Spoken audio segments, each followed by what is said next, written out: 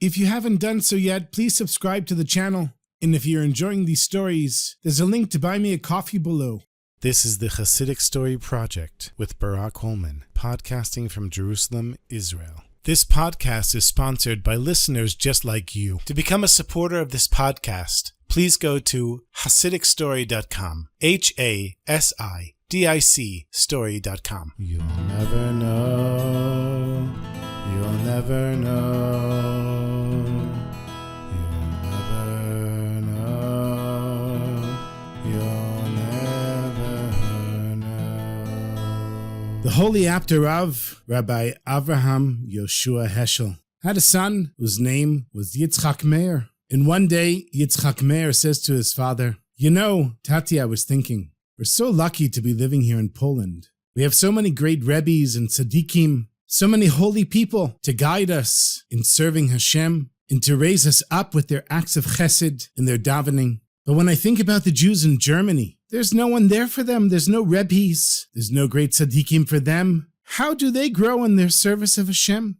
And the Apter Rav looked at his son and he says, "Well, my son, Yitzchak Meir, very soon you're going to find out for yourself." Now, of course, the son of the Rebbe, he spent all of his time learning Torah, and nobody expected him to work. But even though he didn't work, he still had to eat. And so every Friday, his father sent him 2 rubles to pay for food and whatever expenses he had for the week. And the Friday after they had the conversation about the Jews in Germany, Yitzchak Meir was waiting for his 2 rubles to arrive, but they didn't come. And at first he said, so it's not such a big deal. You know, my father, he's a Rebbe. He's busy dealing with so many people's problems. He probably forgot, and I still have a little bit left over from the previous weeks. And probably next Friday he'll send me double the portion. But the next Friday came, and no money came. And by the 3rd Friday, when no money came from his father, Yitzchak Meir didn't know what to do. He didn't have any money to buy food. Now, the Apter Rav was such a great Rebbe, you didn't just walk in and say, "Hey, you forgot to send me money," even if you're his son.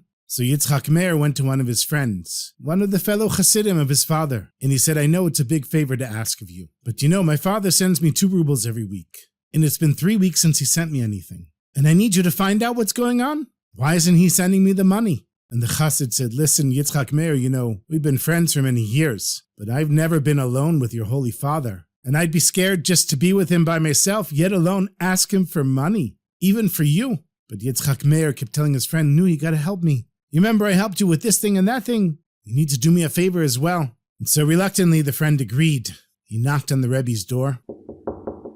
And when the Heiliger Apter Rav opens the door, the Chassid, the friend of his son, Yitzchak Meir, he says, "Rebbe, I'm really sorry to bother you. I know you're busy and you have many important matters to deal with, but your son Yitzchak Meir..." And the Rebbe said, "No, what's with my son?" He said, "You know the 2 rubles every week?" And the Rebbe said, "Yes, why? What's wrong?" He said, "Well, Rebbe, he doesn't understand why you stopped sending them to him." And the Apter Rav barely looked up from his sefer that he was learning from. And he says, "So Yitzchak Meir thinks I'm going to support him his whole life? Go back and tell my son, it's time he starts taking care of himself." And the Chassid was shocked at how his Rebbe was behaving. And he said, "But Rebbe, everyone knows that your son just sits and learns Torah all day. He doesn't know anything about worldly affairs and making a living. And you expect him to just figure things out?" And the Apter Rav said, "Yeah, it's time he learned.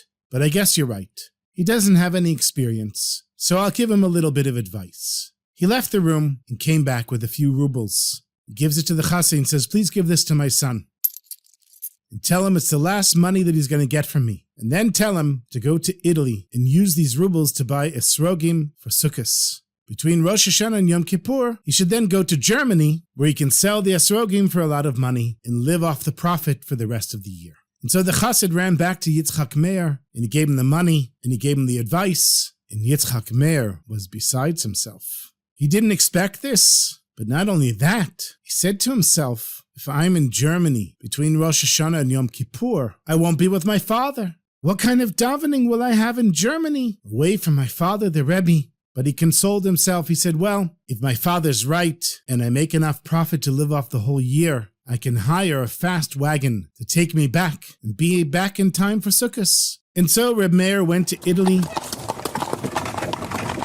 bought the esrogim. And then, as his father had told him, he went to Germany, to Leipzig. And there the Apter Rav was exactly on the spot. Rabbi Yitzchak Meir sold his entire stock of esrogim for an unbelievable amount of money. And he was feeling quite confident and also quite rich. And he went to a special carriage and hired him to take him back right after Yom Kippur. Even though they would have to travel day and night, he believed that they could make it within 4 days. And then at least he would be with his father for the holiday of Sukkot. But before Yom Kippur, it started raining. And it rained all of Yom Kippur, and the next night, and the day after that. And the floods washed away most of the roads, and whatever was left were rivers of mud. And the driver told him, "I'm really sorry. There's no way that we can travel in this weather." And Yitzchak Meir said, "I'll pay you more." He said, "I don't care what you pay me. There's no roads. There's no way for us to travel. We'll just get stuck in the mud. Forget it. I'm not doing it." And so he had no choice but to wait. And it continued raining until the day before Sukkot. And then Yitzchak Meir knew there was absolutely no way that he was going to make it back to Apt in time for the holiday. And so, like it or not, he had no choice but to spend the first days of Sukkot in Germany. So the first night of the holiday, Yitzchak Meir, feeling really down and sorry for himself, he went to the local shul in Leipzig. And he finds a place in the last row and just sits there with his eyes closed, thinking about being in the holy court of his father, the Apter Rav.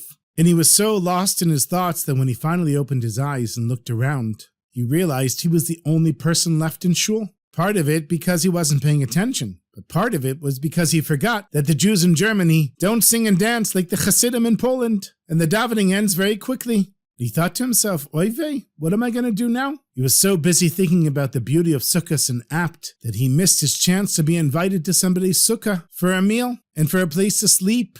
And eating in the sukkah is the most important part of the holiday. And he said, "Ribono shel olam, Master of the world, I didn't want to come to Germany in the first place. I didn't want to have to earn a living. It's all my father's fault. He sent me here. And is it my fault that it was raining and I'm stuck in Leipzig with no friends and no sukkah? And now I have no place to go for a meal?" And now he was upset. And he said, "Ribono shel olam, Master of the universe, there's nothing I can do about this. If you don't want me to eat in a sukkah, then I won't eat in a sukkah. I will sit here in shul all night." And he leaned back in his seat and closed his eyes.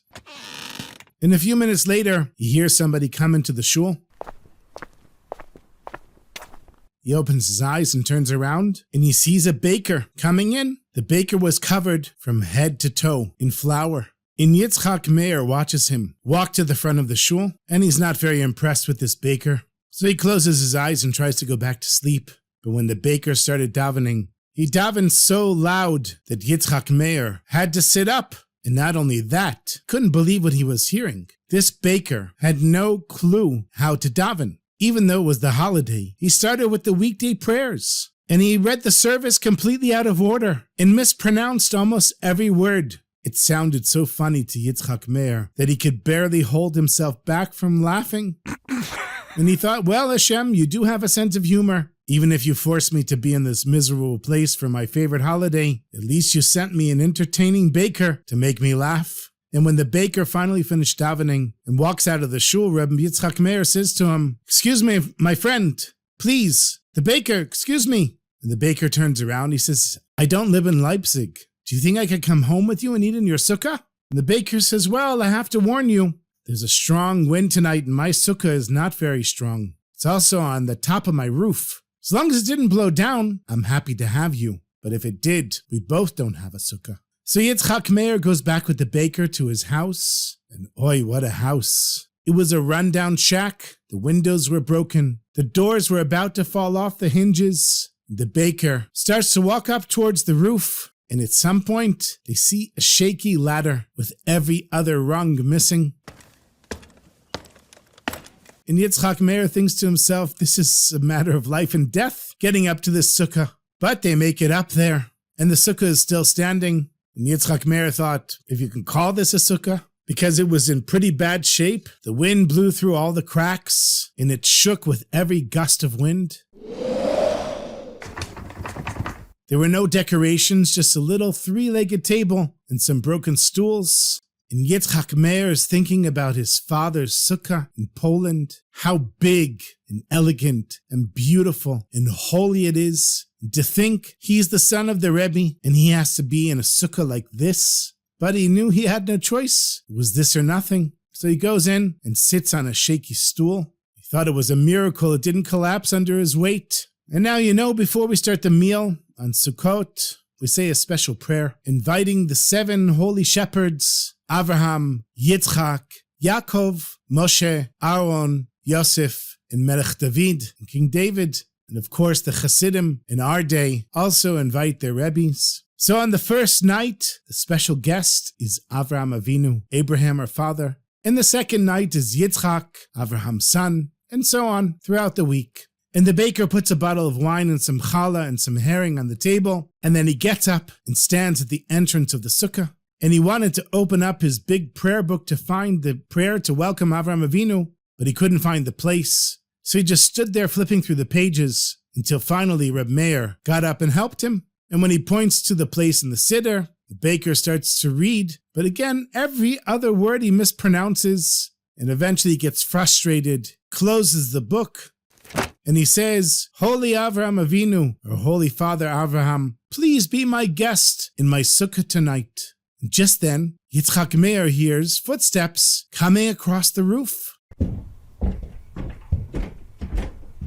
And it's another baker covered from head to toe in flour. And he enters into the sukkah, and the baker stands up for this other baker, and he says, Shalom Aleichem, my sweetest friend. Thank you so much for coming. And he turns to Yitzchak Meir and he says, please, I want you to meet my friend, Avraham the baker. But Yitzchak Meir wasn't paying attention. He was daydreaming about the sukkah and Apt, and how he would be sitting next to his holy father, surrounded by holy people, rabbis and scholars, instead of being in an old run-down sukkah on a roof with 2 dusty bakers. And he said hello to the guests, but that was about it. And the first baker makes kiddush, and then hamotzi, the blessing over the bread, and they eat a little herring, and then one baker turns to the other, and they whispered to one another all night. And Reb Meir didn't bother even eating the food. He didn't bother listening to the conversation or take part in it, because what were they talking about anyway? Baking methods and the temperature of their oven? All he could think about was his father,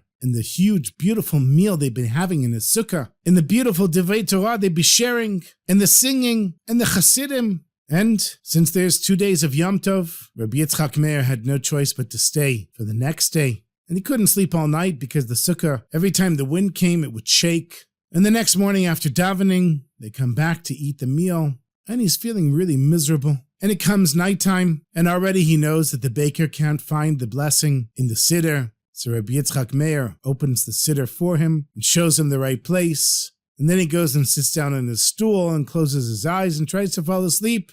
And the baker says, once again out of frustration, Ribono shel olam, Master of the universe, can you please send our holy father Yitzchak to come to my humble sukkah? And once again, there were footsteps heard on the roof. And another baker comes into the sukkah, also covered in flour from head to toe. But this baker was so tall, he almost hit his head coming into the sukkah. And the baker says to Yitzchak Meir, please meet my friend, Yitzchak the baker. And once again, Yitzchak Meir wasn't even there. He was thinking about his father, the table, and the singing, and the joy, and how he just wanted to be home. And on the third night, Yitzchak Meir was really miserable. He was just waiting for the morning when the driver would take him back in time. And he didn't even notice when another baker came in. This one was named Yaakov the baker. He was too busy planning how he would leave at the first light in the morning and go as fast as he could in order to get back to Apt by the last day of Sukkot. He said to himself, at least I'll have 1 day of a real sukkah. And the next morning, as early as possible, Yitzchak Meir went to his wagon, and the driver drove day and night until, on Hoshana Rabbah, the last day of the festival, they finally arrived in Apt. And he went straight to his father. And now you know there are some really big Rebbes that the minute the Rebbe gave you his hand, suddenly your eyes and ears and your heart and mind were opened, and you understood everything in a way that you didn't before. And the Apter Rav was so excited that his son had finally come home. He gave him his hand and he said with a smile, so tell me, Yitzchak Meir, what do you think about the tzaddikim in Germany now? And Yitzchak Meir realizes what had happened. He went back in his mind to the rooftop in Leipzig, to the broken down sukkah with the wind blowing through it, to the 3 bakers, the 3 schleppers covered with flour from head to toe, and he realized that they were the holy forefathers themselves, Abraham, Yitzchak, and Yaakov. His father didn't send him to Germany for nothing. He sent his son so he could meet the forefathers themselves in person. But because he wasn't in the present and he wasn't able to appreciate what he had at the time, even though he was in the presence of our holy forefathers, he didn't even see them. And the Apter Rav says to his son, after he saw Yitzchak Meir's eyes light up and then start to tear, he said, so you see, Yitzchak Meir, it's possible to sit mamish, literally in a place of the greatest holiness and not even be there. And I bless you, my son, that you will reach the level that one day the forefathers will come to you again. And this time you will understand the ways of the world and the ways of Torah. And you will have the eyes that will be able to see and appreciate what's right in front of your face. Hi, good Shabbos, good Shabbos, good Shabbos.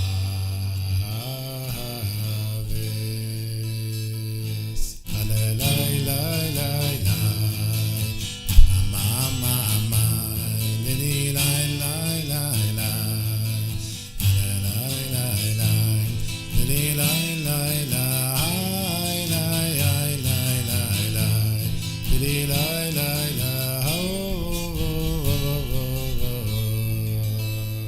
Good Yantiv, my sweetest friends. Thank you so much for listening. I have to give a special thank you to my sweet son, Levi Yitzchak, who so much loves the podcast. He decided to go to the Shuk in Jerusalem and play music to make money to donate to the podcast. And even though I didn't want to take it from him, he insisted that we use it for buying the Shabbos meals. So I want to thank my son for being the #1 listener and supporter. And may he grow up LeTorah, LeChuppah, LeMaasim Tovim, and tell his children and grandchildren and great-grandchildren many Chassidic stories. And of course, I also want to thank his sister, my daughter Eliana, who is also such a loyal listener, and may Hashem bless her as well. And I also want to add a special thanks to Reb Yankee here in Jerusalem for the beautiful contribution that he sent in before the Chag. I really appreciate it and thank you. And thank you to all the listeners and all the supporters for your constant support in every way. May everyone be blessed with a beautiful Yom Tov, Chag Sameach, and to see the forefathers when they come into our sukkah. So as is the custom whenever we get to major holidays, from the recommendation of my friend Eitan, I like to put all the stories that I've told previously related to that holiday. And so I'm going to add all of the stories about Sukkot that are on the podcast following this story. This is a story that the Karliner Rebbe would tell every Sukkot. In a small town, there was a Karliner Chassid who was very poor. He didn't have anything, barely had a home. But every year, when Sukkot came, it was mamish his holiday. He would build himself a little sukkah out on the road, and with his whole family, they would be celebrating, singing, dancing, playing instruments, all Sukkot. It was just a fantastic holiday for him, a relief from all of his suffering. But across the street was a very wealthy Jew who owned the main factory in town that hired just about everyone in town. And he hated this Karliner Chassid. He hated that the family was so happy because he himself was so miserable. Even though he had everything, his family was always shouting at one another, and the wife and kids didn't respect one another, and they didn't respect their father, and everyone was miserable, and no one was happy. And when somebody is miserable, they can't stand somebody who's happy. So this Karliner Chassid, who was across the road from the wealthy man, was really ruining his Chag with all of this joy, because he wasn't letting him be miserable. How can he be miserable when someone across the street is so happy? And so one year, the wealthy man decided he's going to make sure this Karliner Chassid doesn't have a sukkah. Because, it costs money to build a sukkah. You have to buy the wood and nails, buy the schach or put it together. And this Chassid had a little trick. As everyone was building their sukkahs every year, there would be a little bit of leftover wood, some leftover nails, And he would go around to everyone in the town and say, hey, can I have that piece of wood? Are you using these nails? And everybody knew. And so they gave him a little bit of this and a little bit of that, and he would piece together a sukkah. It was just big enough to hold his family, and it was great. Once he had the sukkah, the party came, the joy came, the singing came, and the wealthy man was miserable. So he made an announcement in the factory. Anyone who gives the Karliner Chassid any part of their sukkah, whether it's a piece of wood, no matter how rotten it is, whether it's a nail, no matter how rusty it is, will be fired after Sukkot. And so it was now Erev Sukkot, the day leading into the holiday, and the wealthy man, who had this gigantic sukkah, the size of a football field, with these beautiful oak wood tables and candelabras, everything that you could ever imagine, running water, beautiful dishes, everything in his sukkah. He was looking across the street, and he saw there was no sukkah from the Karliner Chassid. And he said to himself, yes, I finally did it. I got rid of that Chassid's joy. He's not going to have a sukkah this year. And so he sits in his sukkah after the first night of davening, and he's leaning back in his chair thinking, it's so nice and quiet. Nobody's singing or joyous. We can all be miserable together. And what does he hear in the background? He hears the Chassid and his family, and they're making a bracha on the wine, and they're singing, and there's joy, and the rich man, he can't take it. So he runs out of his sukkah, and he runs across the street, and he says to the Karliner, tell me, where did you get the wood from the sukkah? Because whoever gave it to you, they're going to get it from me. They're going to be fired, and they'll never get a job in this town again. The Karliner Chassid, he looks up at the wealthy guy and says, Shalom Aleichem, my friend. You finally came to join us. Come, sit down, let's say l'chaim. Let's sing a little bit together. The wealthy man says, I don't want to talk about singing or l'chaims. I want to know, where did you get this wood? Well, I'll be happy to tell you. Just come sit down. Let's talk about it. So the wealthy man, he comes in, and he sits on one of the broken chairs in the Chassid's sukkah. And the Karliner Chassid says to the wealthy man, let me tell you what happened. You know, every year I go around and I get scraps of wood and rusty nails from people. And I went over to Moishele and I said, Moishele, you have some wood for me? And he said, I'm really sorry, but I don't have any wood left. We used everything. And the Karliner Chassid said, well, what about a couple of nails? Anything? Something that was bent or didn't work out? He said, no, we don't have any leftovers. I went to Shleimele, I went to Shmirel, I went to everyone, and nobody had any leftovers for me. And I didn't understand what was going on here. Finally, somebody said to me, hey, you know what? We're not allowed to give you, because the wealthy man's going to fire us if we give you anything. And I thought to myself, oh no, what am I going to do? It's now getting to be late in the afternoon, and I'm walking around town trying to figure out how am I going to build a sukkah. And who do I run into? The angel of death, Malach HaMavet. I see the angel of death, and I say, Angel of death, Shalom Aleichem. What are you doing in our humble town? And he said, I just have one more job to do before Sukkot starts. And I said to him, really? Who's going to die in our town? One more pickup?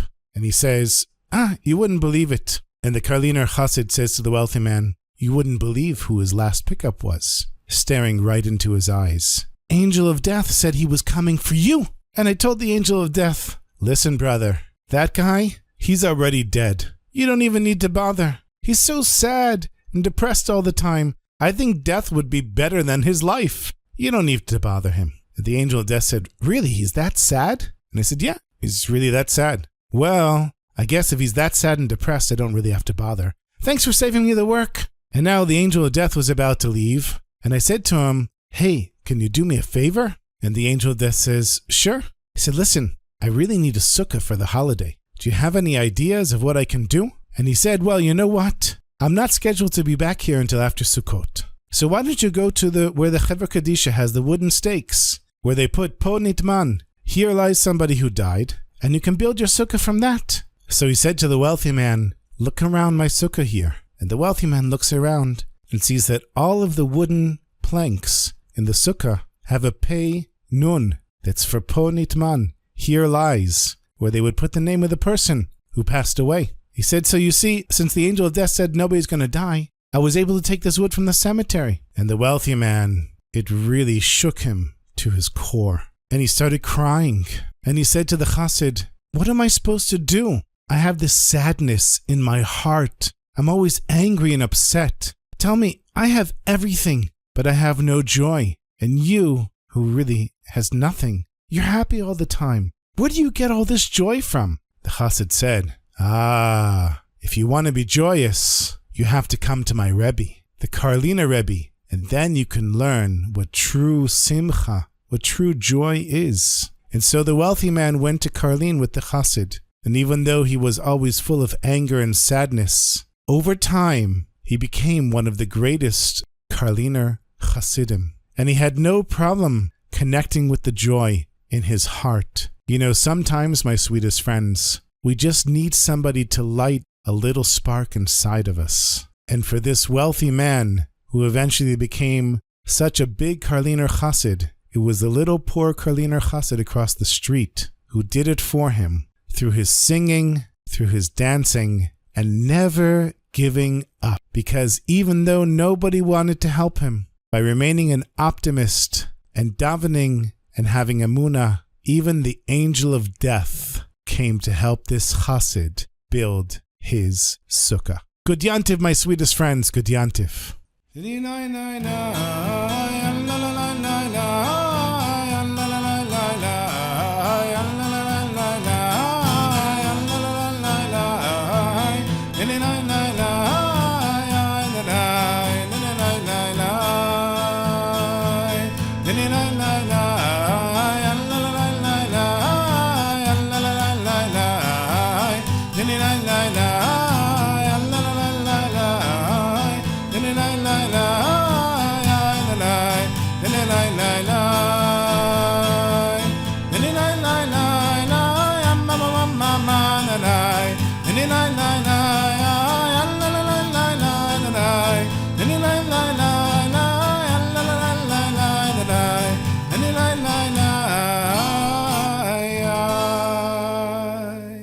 Shalom Aleichem, my sweetest friends. So we're now in the midst of the great holidays of Tishrei, Rosh Hashanah, Yom Kippur have already passed, and now we're heading into the holiday of Sukkot, Sukkot. And so I'm going to share with you a story that was told by the late Rabbi Avraham Twersky, who, of course, I'm sure you know, was from a long line of Chassidic masters, including, of course, his father, and the Apter Rav, who he was named after, Rabbi Avraham Yoshua Heschel. And occasionally, Rabbi Twersky's father, on Friday night, would say Kaddish, and when his children asked him who he was saying Kaddish for, he told the following story. The Apter Rav, from which the Twersky family descended, was the rabbi of the community in Apt in Poland. And as was the custom in those days, the community was too poor to pay the rabbi a salary. So what they did is gave him a monopoly, exclusive rights to the sale of something that everyone in the community needed, which was yeast, so that they could bake their challahs and cakes, the coveted Shabbos Kodesh.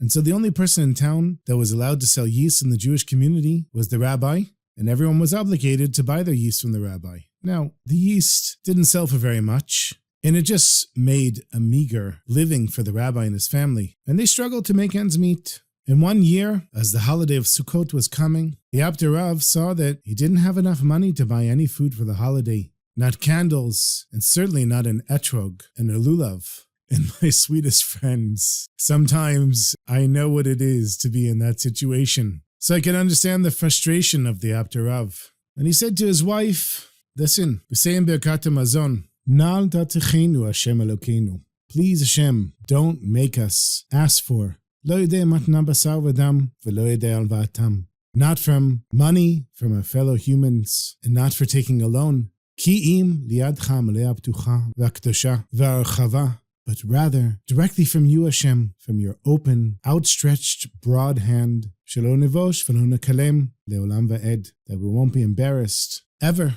but the money will come directly from you, Hashem. So the Apter Rav says to his wife, no borrowing money and no asking for tzedakah. Whatever Hashem gave us, that's what we'll have, and we'll make do.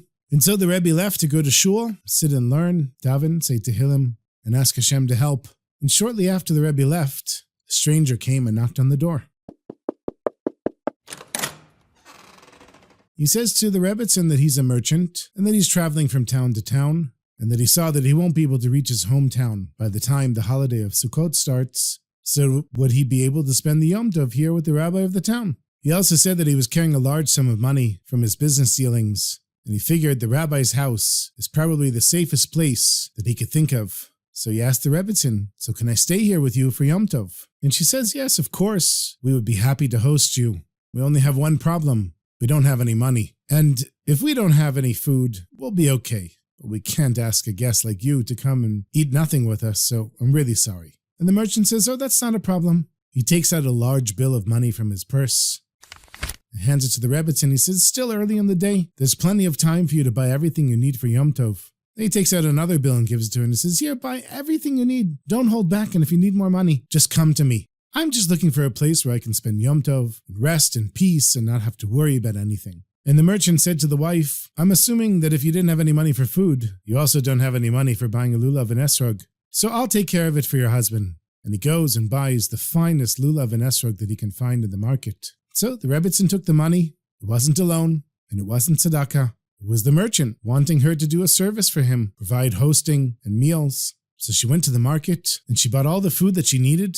And that night after davening, the Rebbe was in no rush to get back home. He sat and learned some more, said some Tehillim, and when he finally came back home and saw that there were candles burning in his sukkah, and he could smell the food, he got a little angry. And he walked in the sukkah and he says to his wife, what did I tell you? No borrowing money and no tzedakah. And he didn't even notice the merchant was sitting there. And the wife simply points to the merchant and he waves at the Rebbe. He says, Shalom Aleichem, Rabbi. I'm so grateful to be here in your sukkah. I was just traveling around, doing my business, and I realized I wouldn't be able to make it home in time for Yom Tov. And your Rebbitzin was so kind. She offered to let me stay here and to cook the foods for me. And I gave her all the money that she needed. And then he showed the Rebbe the beautiful lulav and esrog that he had bought for him. And the Rebbe was besides himself. And he said, well, truly Hashem has provided for us. And he went over to the stranger, the merchant, gave him a big hug, said, thank you so much. You have no idea what this means to me. The two of them danced in the sukkah, and then they started the meal. And as soon as the meal began, the merchant who was sitting next to the Rebbe at a long table full of many chairs, the Rebbe said to him, would you mind moving over one seat? So the merchant says, sure, no problem, Rebbe. He gets up, moves to the next seat. And a minute or so later, he says to the merchant, I'm so sorry to bother you. Would you mind moving down one more seat? So he gets up and moves to the next seat. This goes on until eventually the merchant was seated at the other end of this very long table in the sukkah. But there was no one else there. It was just the Rebbe, his Rebbitzin, and the merchant. So the merchant says to the Rebbe, I'm happy to move down to the other end of the table. Maybe I don't deserve to be next to a great tzaddik like you, but we're the only ones in the sukkah. Why are you pushing me to the other end of the table? Would it bother you so much that I sit next to you? And the Rebbe gets up and he kisses the man on his forehead. And he says, my dear child, don't think that way. You're very precious to me, and only Hashem can reward you for what you've done for me and my wife. But how can you say that there's no one else here in the sukkah? Don't you know that the Avot, the patriarchs, Avraham, Yitzchak, Yaakov, Moshe, Aaron, Yosef, and David, they visit the sukkah. And where were they supposed to sit? Please forgive me, I had to make room for them. That's why I asked you to move down. The merchant's eyes opened up really big. And he said, you mean to tell me that they actually came to the sukkah? It's not just an imaginary thing? And the Rebbe just smiled. The merchant got up and kissed the Rebbe's hands and gave him a hug. He said, thank you, Rebbe, for hosting me in your sukkah. And the next night, the merchant, he didn't even wait to be asked. He immediately and joyfully took his place at the end of the table. And at the end of the meal, the merchant went over to the Rebbe and he said, Rebbe, it is a great zchut, a great merit, a privilege to share the sukkah with a tzaddik like you and the patriarchs. But Rebbe, I'd like to actually see them and not just imagine that they're here. The Apter Rav, he shook his head and he said, no, my child, this would be too intense for your soul to be contained within your body. You simply couldn't handle it, and I can see that you have many more years to live. I'm sorry, I can't allow that. And the next day, the merchant came to the sukkah. He says to the Rebbe, Rebbe, I've given it a great deal of thought, and I'm already 60 years old. Maybe I'll live another 10 years, 15 years. I don't have any children. I never married. And it would mean so much to me, Rebbe, if I could see the patriarchs. What a zchut. What an honor if I could just see them. And the Rebbe tried to dissuade him. He said, no, it's not your time yet. But the merchant was adamant. And so that night, the merchant sat at the end of the table and he merited to see each of the Avot, each of the patriarchs come in one after the other and sit down at the Rebbe's table in the sukkah. And can you imagine, my sweetest friends, to actually be able to see the Avot sitting in your sukkah? The next morning, the merchant wasn't feeling well. He couldn't get out of bed. And the Rebbe came and sat at his bedside. And the merchant said, Rebbe, I can feel my energies leaving me, and I know I'm going to leave this world. But believe me, Rebbe, I have no regrets. To see the Avot was worth 12 more years. I would happily do it again. It was worth everything. But I only have one regret, Rebbe. I never had any children. And now that I'm going to leave this world, who's going to say Kaddish for me? And the Rebbe said to him, I will say Kaddish for you, my sweetest friend. You have nothing to worry about. I promise you, I will say Kaddish for you. But the merchant said, Rebbe, you're also just a human being, flesh and blood just like me. And after you leave this world, I'll be completely forgotten, and no one will remember my yard site.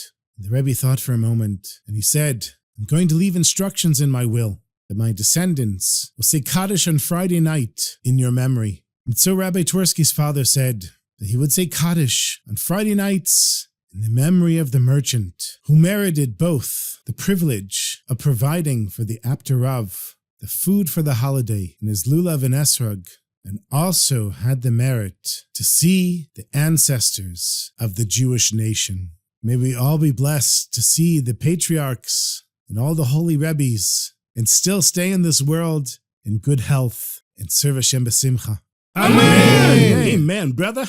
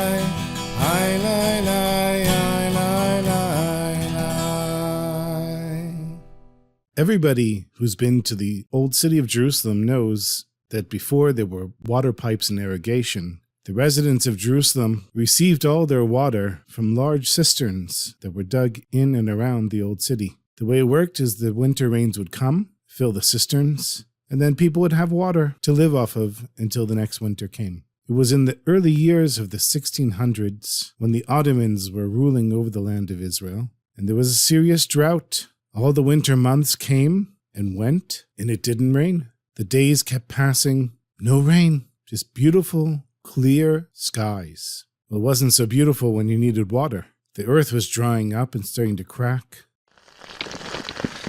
Gardens and fields were no longer producing any vegetables and fruits, and the water level in the cisterns was dropping very quickly. As winter was coming to an end, nobody in the city could remember a year quite like this. And everyone knows that in the old city, there's different populations, Jews, Muslims, Christians, Armenians, and they were all worried together. They looked at the famine that was coming, starvation, lack of water, and everyone went into their shuls and their churches and their mosques, and everyone prayed to God that it should rain. The rabbis of Jerusalem declared a special fast day, 3 days of fasting, special prayers. Hundreds of Jews went to the kever of Rachel Imenu, the tomb of Rachel, our matriarch. They davened there, they davened by King David, they davened on Har Zion, but it didn't rain. And at this point, the population had used up almost all the water.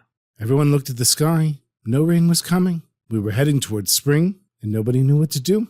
Some of the different groups in the old city started blaming each other, and eventually, they all started blaming the Jews. It didn't take much explanation why the Jewish community was being blamed, just everyone decided, well, it must be the Jews. And eventually, it reached the place of the governor of the district of Jerusalem, and he summoned the famous scholar in Mekubal, Rabbi Moshe Galante, who had moved from Tzfat around 1655 and was now one of the leading rabbis in Jerusalem. The rabbi came in to see the Pasha. The Pasha said to him, "I know that it's because of you Jews that God, Allah, has not let it rain in Jerusalem. You say that you're God's chosen people. You call him Father and you call yourselves children, and so it's your fault that it hasn't rained. And I'm warning you that if your prayers don't come through, after 3 days, I'm going to kick out all the Jews from Jerusalem." So Rabbi Galante went back to the Jewish community and he said, "Listen, everybody, we have to take this very seriously." He told everyone what the Pasha, what the government had said.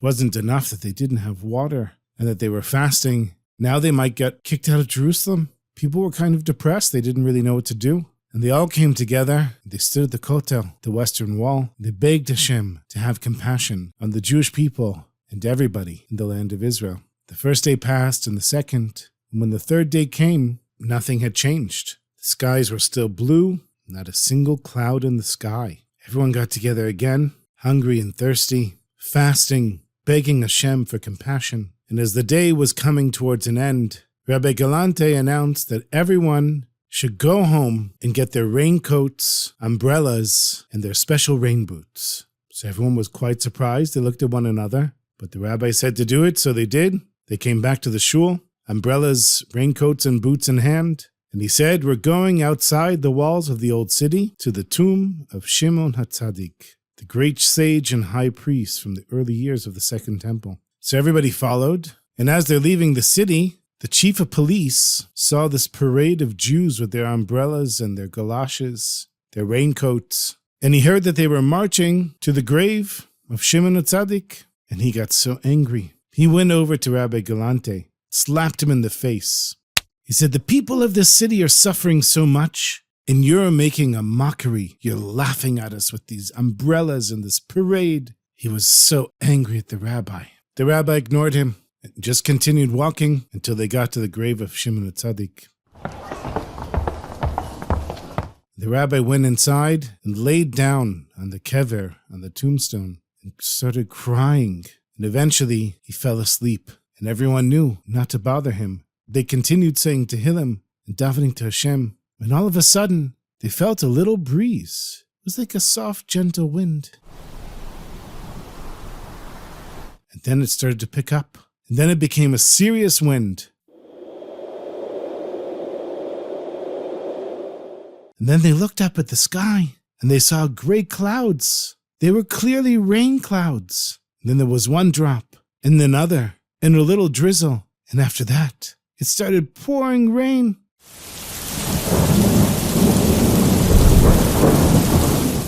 Of course, the Jews came with their raincoats and their umbrellas, so they opened the umbrellas. And in no time, they were in the midst of a huge rainstorm. Everyone went to the nearby houses and trees to get shelter. And in the distance, they saw somebody running as fast as he could towards them, his boots in the mud. Water flying as he ran through the streets to get to Rabbi Galante, who was now awake and laughing in the rain. It was the chief of police. He threw himself down in the mud at the rabbi's feet. He said, "Rabbi, please forgive me. I'm so sorry how I insulted you. Didn't realize you were such a great and holy person." He didn't feel like the rabbi really got it. So the chief of police picked up the rabbi and put him on his shoulders and started marching with him, with all the Jews coming back into town with their umbrellas and their boots and their raincoats. And the chief of police carried Rabbi Galante on his shoulders all the way to the door of his house. The rainstorm continued all night, and by the morning, all of the cisterns were overflowing with water. Later that day, the Pasha came himself and apologized for threatening to expel the Jews. He thanked the rabbi, and he said, "Now I know that your God is a real God, and that you Jews are really God's chosen people." In the davening, we say, "Mashiva ruach mu'id geshem," which literally means that Hashem makes the wind blow and brings the rains. But another way of interpreting it is that when you stir up the spiritual passion and energy you can bring down physical abundance. And that's what the Jews in our story did. They davened, and through their davening, Hashem was able to send them the blessings. May we be blessed with a good and sweet year, rains that heal and not rains that harm, and have bounty and plenty for the whole Jewish people, the land of Israel, and the whole world.